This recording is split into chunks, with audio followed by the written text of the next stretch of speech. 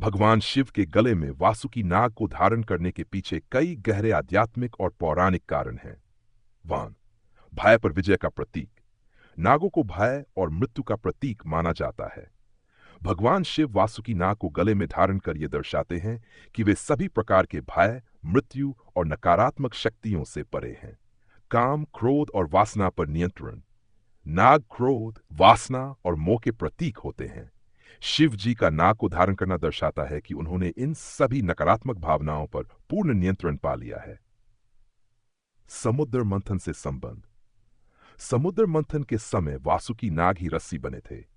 मंथन के दौरान जब विष हलाहल निकला तो शिव जी ने उसे अपने कंठ में धारण कर लिया, जिससे उनका कंठ नीला पड़ गया और वे नीलकंठ कहलाए।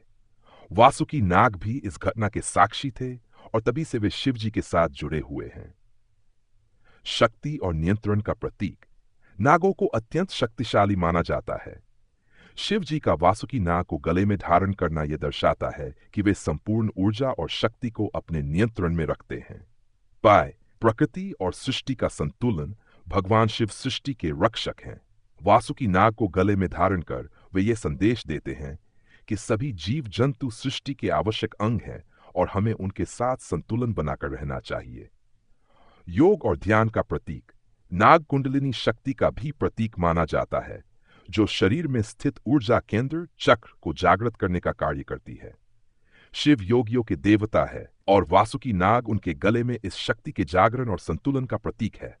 निष्कर्ष, वासुकी नाग भगवान शिव के गले में केवल एक अलंकरण नहीं, बल्कि उनकी अपरिमित शक्ति, संयम, संहार व सृजन दोनों के संतुलन का प्रतीक है।